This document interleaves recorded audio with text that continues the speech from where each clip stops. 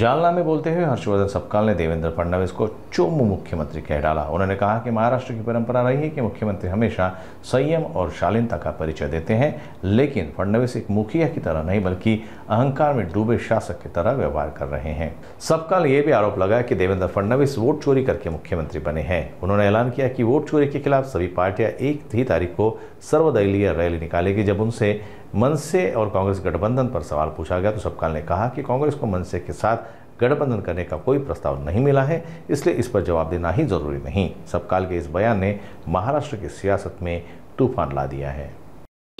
आणि मतचोरीचा मुद्दा पुढे केल्यानंतर देवेंद्र फडणवीसांनी जे बोलले त्याच्यावर देवेंद्र फडणवीस हे चोरी करून मुख्यमंत्री झालेले आहेत, त्यामुळे चोमू मुख्यमंत्री हा देवेंद्र फडणवीसांच्या संदर्भातला जो आमचा उल्लेख आहे तो ते खरा ठरवत आहेत आणि महाराष्ट्रातल्या मुख्यमंत्र्यांनी अत्यंत संयमाने सभ्यतेने वागलं पाहिजे, ही आपली असणारी परंपरा आहे। मात्र चीफ मिनिस्टर हे चीफ बिहेवियर करत आहेत, त्याचा आम्ही धिक्कार आणि निषेध करतो। राज ठाकरे सुद्धा गुरुवारी निवडणूक आयोगाचा पर्दाफाश करणार आहे, ते सुद्धा आता प्रेझेंटेशन करणार आहेत। तुम्ही काय म्हणाले सगळ्या संदर्भामध्ये? पक्षामध्ये राज ठाकरेंच्या संदर्भामध्ये वेगवेगळे मतप्रवाह आहेत, दोन्हींची वेगवेगळी भूमिका आहे। नाही, कोणत्या पक्षामध्ये कोणते मतप्रवाह आहेत हा विषय अलबत्ता निराळा आहे।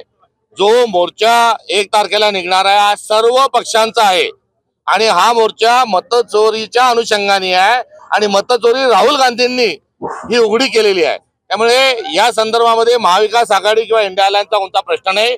राहिला मनसेचा कुठल्याही प्रकारचा आघाडी करण्याच्या संदर्भातला प्रस्ताव काँग्रेसला प्राप्त झालेला नाही, त्यामुळे या प्रश्नाचं उत्तर देण्याची आवश्यकता नाही। बाळासाहेब गेल्यानंतर शिवसेना राहिली नाही, मोठी जबाबदारी दिली जाणार का राज्याची किंवा ते मोठे नेते आहेत आणि तोलामोलाचे नेते आहेत। त्यांनी यापूर्वीच त्यांचा मुंबई या ठिकाणी रमेश चेन्नीथलाजी यांच्या प्रमुख उपस्थितीमध्ये आपण त्यांचा प्रवेश मुंबई या ठिकाणीच घेतला होता। ते तोलामोलाचे नेते आणि त्यांचा संपूर्ण सन्मान हा काँग्रेसच्या माध्यमातून राखला जाईल।